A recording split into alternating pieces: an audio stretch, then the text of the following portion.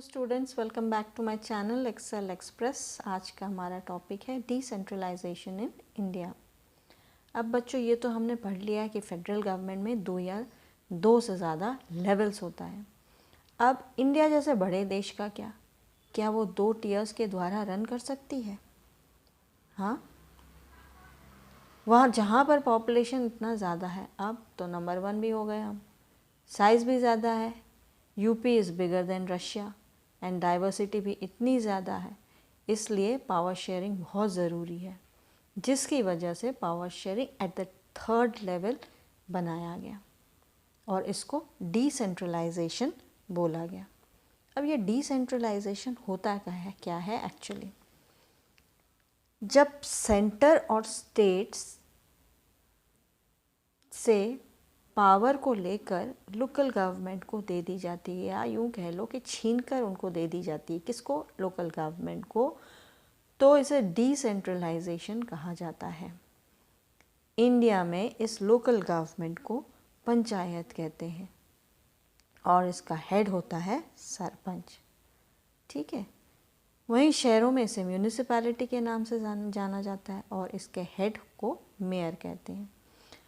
अब क्वेश्चन ये अराइज होता है कि डिसेंट्रलाइजेशन की क्या ज़रूरत पड़ी इंडिया में?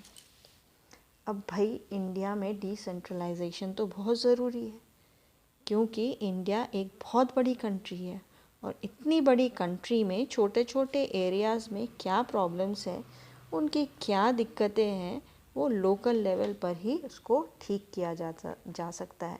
लोकल लेवल के जो लोग हैं उनको ही बेटर समझ सकते हैं। अब सेंटर लेवल पर अगर सपोज इंस्टेंस कोई सेंटर पे बैठा हुआ है, अब उसको तो इंडिया के बिल्कुल लोकल लेवल पर या यूँ कह लो कि विलेजेस में तो प्रॉब्लम क्या है, क्या चल रही है, वो तो नहीं पता चलेगा ना।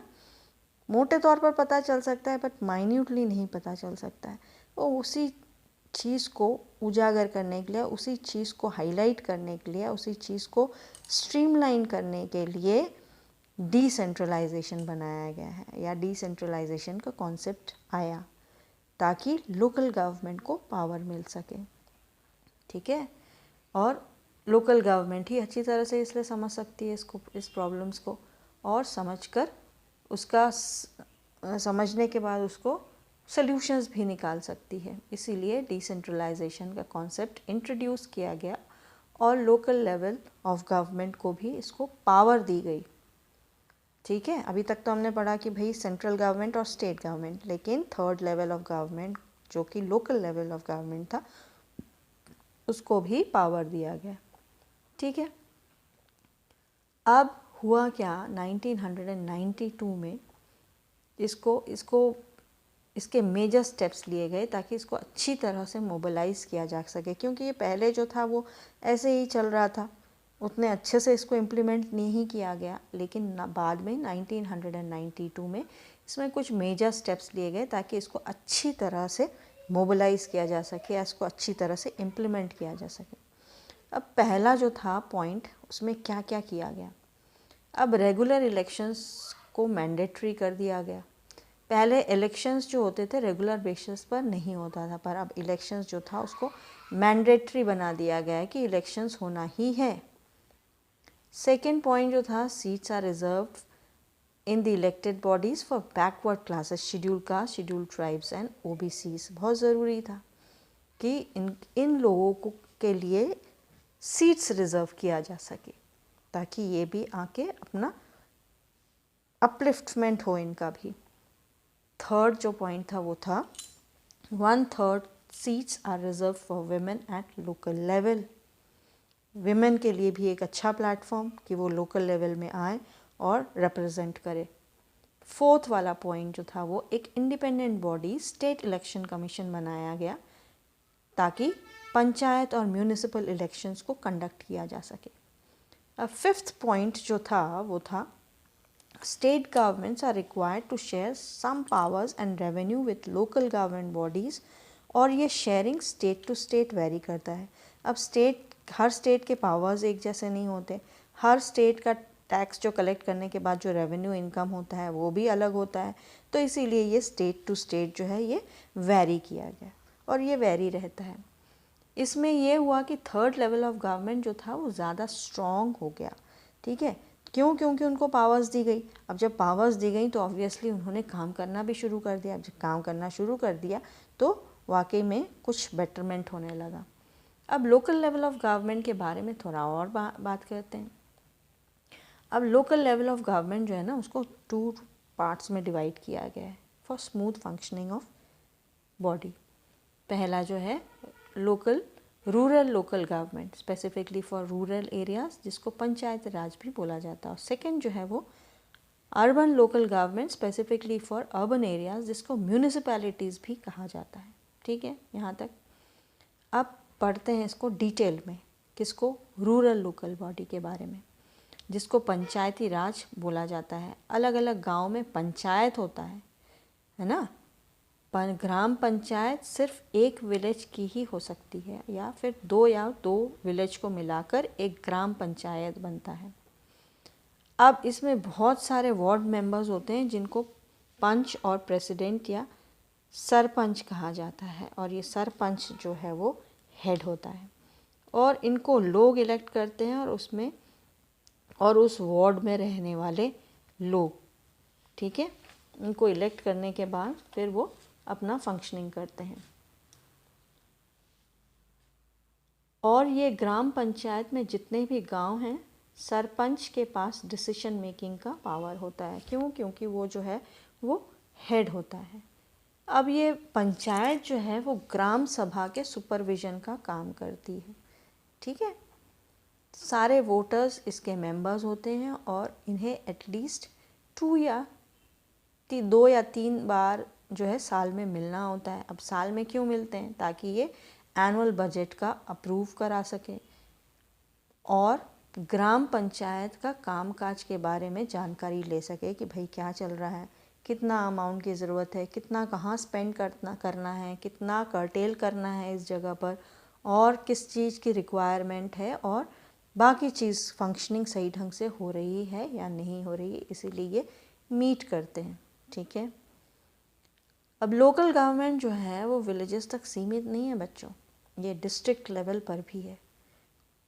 कुछ ग्राम पंचायत एक ग्रुप या अलग अलग ग्राम पंचायत से मिलकर बनती है। ग्राम समिति, जो कि ब्लॉक समिति या मंडल समिति के नाम से भी जाना जाता है, और इनके मेंबर्स को इलेक्ट किया जाता है सभी पंचायत मेंबर्स के द्वारा, ठीक है। सारे पंचायत समिति या मंडल जिले में मिलकर बनाते हैं जिला परिषद। ज़्यादातर मेंबर्स जो हैं वो इलेक्टेड होते हैं, लोकसभा के मेंबर्स और एमएलएज और अदर ऑफिशियल्स दूसरे डिस्ट्रिक्ट लेवल के भी इसके मेंबर्स होते हैं। ज़िला परिषद जो है वो चेयरपर्सन है, और वो पॉलिटिकल हेड होता है जिला परिषद का, ठीक है। अब बात करते हैं अर्बन लेवल की। सिटीज़ में म्यूनिसिपल कॉरपोरेशन होता है, और टाउन्स या छोटे शहरों में म्यूनिसिपैलिटी होता है, depending on the population. Municipal corporation का पॉलिटिकल हेड होता है मेयर, उसे मेयर कहते हैं, और म्यूनिसिपैलिटी का पॉलिटिकल हेड म्यूनिसिपल चेयरपर्सन कहलाता है, ठीक है। आगे समझ में। अब ये डिसेंट्रलाइजेशन तो हुआ, अब इसके फ़ायदे क्या क्या हुए? The third level of government या थर्ड टियर ऑफ गवर्नमेंट जो इंट्रोड्यूस हुआ, उससे बेनिफिट क्या क्या मिला, ठीक है। भाई कोई भी चीज़ इंट्रोड्यूस होती है उसका प्रोज और कॉन्स तो रहता ही है, ठीक है, 2 साइड्स ऑफ द कॉइन्स। तो अब डिसेंट्रलाइजेशन जब हुआ तो उसके फ़ायदे और उसके नुकसान क्या क्या थे, ठीक है, ये अब हम जानते हैं। सबसे पहले मेरिट्स देखते हैं। अब ये third level of government, that is local level, उसको अडॉप्ट करने के बाद एक अच्छा खासा एक्सपेरिमेंट था। ये जो गवर्नमेंट ने इसको इंट्रोड्यूस तो कर दिया, बट ये नहीं पता था कि भाई अच्छा होगा या बुरा होगा। एक एक्सपेरिमेंट के तौर पर इसको चलाया गया कि देखा जाए कि भाई गवर्नमेंट के द्वारा एक नया मोड़ था, और इसको नई दिशा देश को मिले इससे, लोकल लेवल ऑफ गवर्नमेंट को, ये काफ़ी हद तक बेनिफिशियल भी रहा लोगों के लिए। इस तरह के पावर शेयरिंग को फेडरलिज्म में एक नई दिशा दिखी, जो कि बहुत ज़रूरी था किसी भी डेमोक्रेटिक कंट्री के लिए, क्योंकि कंट्री को गवर्न करना, रूल करना या चलाना smoothly For that, each and every level of government level needs to be taken care of, ठीक है, ताकि कंट्री का ओवरऑल डेवलपमेंट हो सके। अब भाई शहर शहर में हो रहा है, सेंटर लेवल पर सारी डेवलपमेंट्स हो रही है, स्टेट लेवल पर सारी डेवलपमेंट्स हो रही हैं। अब विलेज लेवल पर उनके डेवलपमेंट को अगर गवर्नमेंट नकार देती है, उनके चीज़ों को अगर गवर्नमेंट नहीं ध्यान में रखती है, तो फिर देश जो है वो सही ढंग से नहीं चल पाएगा। वोट बैंक भी तो वही होते हैं ज़्यादातर, ठीक है। आजकल तो लोग अलर्ट हो गए हैं, तो everybody goes and cast their vote, but vote bank जो है वो गांव में ही ज़्यादातर है, ठीक है। तो अब हम देखते हैं पॉइंट वाइज कि इसके मेरिट्स क्या हैं। इससे लोगों को अपनी आवाज़ लोकल बॉडीज़ ऑफ गवर्नमेंट तक पहुंचाने का मौका मिले कि भाई क्या प्रॉब्लम है, किस हद तक प्रॉब्लम है, वो जाके आप लोकल बॉडीज़ की जब मीटिंग होती है तो वहाँ जाके आप बोल सकते हो पानी नहीं है, इलेक्ट्रिसिटी नहीं है, सड़कें नहीं है, ये ख़राब है, ये अच्छा है। तो इस तरह से आप अपने वॉइस को लोकल लेवल ऑफ गवर्नमेंट तक पहुँचा सकते हो। जब वो पहुँचेगी तो ऑब्वियसली वर्क किया जाता है उस पर, ठीक है। अब इसमें 36 लाख इलेक्टेड रिप्रेजेंटेटिव्स हैं पंचायत और म्यूनिसिपैलिटी में, ठीक है। अब सेकंड जो है, कॉन्स्टिट्यूशनल स्टेटस को एक नया रूप दिया गया लोकल गवर्नमेंट ने, जिससे डेमोक्रेसी स्ट्रेंथन हुई। डेमोक्रेसी कैसे स्ट्रेंथन हुई कि भाई डेमोक्रेसी क्या कहती है, by the people, for the people end of the people. तो भाई when the needs of the people would be given due importance and government would work on that, तो obviously वो जो है वो डेमोक्रेटिक प्रिंसिपल्स को स्ट्रेंथन करेगी या डेमोक्रेसी को स्ट्रेंथन करेगी कि लोगों के नीड्स को केटर किया जा रहा है, सुन रहे हैं, और जब सुना जा रहा है तो उसको फॉलो भी किया जा रहा है और उस पर वर्क किया जा रहा है। तो इससे डेमोक्रेसी जो है वो स्ट्रेंथन हुई, ठीक है। विमेन के सीट्स को रिज़र्व रखा गया, एक प्लेटफॉर्म दिया गया कि वो भी घर से बाहर आए, निकले विलेज लेवल पर और अपने आप को एक खुद को डेवलप करे और प्लस अपने आप को कंट्री के लिए ये करे, अपना सेवा दे या सर्विस दे, ठीक है। अब फोर्थ पॉइंट जो है, equal representation for schedule caste, schedule tribes and OBCs को भी दिया गया। भाई हमारा कॉन्स्टिट्यूशन ये कहता है कि ऑल आर इक्वल। अब जब ऑल आर इक्वल तो why to neglect these kinds of people और दीज लेवल ऑफ पीपल और दीज कास्ट, ठीक है ना, SC ST, schedule caste, schedule tribe and OBC। तो these people they also have equal representation, ठीक है। Fifth point पर आते हैं कि इससे ये सारी चीज़ें अगर फॉलो होंगी तो डेमोक्रेसी के रूट्स को मजबूती मिलेगा, ठीक है। आया समझ में। अब भाई जैसे मैंने पहले कहा कि everything has its pros and cons, तो अब भाई इसके डिसएडवांटेजेस भी देख लेते हैं क्या है। अब फर्स्ट पॉइंट जो है वो, इलेक्शन जहाँ रेगुलरली होते हैं वहीं ग्राम सभा नहीं लगते, मीटिंग्स नहीं होती हैं भाई, रेगुलरली मीटिंग्स नहीं होता है, लोग मिलते नहीं हैं, डिस्कशन नहीं होता है, हाँ ठीक है आज होगा कल होगा, फिर इस तरह से चीज़ें जो हैं वो लिंगर ऑन हो जाती हैं। अब लिंगर ऑन होती हैं तो बहुत प्रॉब्लम आती है, ठीक है, क्योंकि मीटिंग्स में ही तो सारी चीज़ें डिस्कस की जाती हैं। आ रहा है समझ में।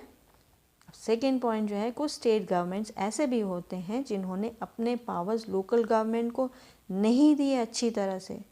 अब भाई कुछ स्टेट्स ऐसे हैं जो अपने पावर्स नहीं देना चाहते, हम हैं सब, तो हम हैं सब, तो फिर उसमें प्रॉब्लम होती है। तो लोकल लेवल ऑफ गवर्नमेंट या विलेज लेवल पर ये सारी चीज़ें पहुंचती नहीं है या फैसिलिटीज़ उनको नहीं मिल पाती हैं। यही एक बेसिक रीज़न है कि चलो भाई गांव तो है, चल जाएगा, ठीक है, ठीक है।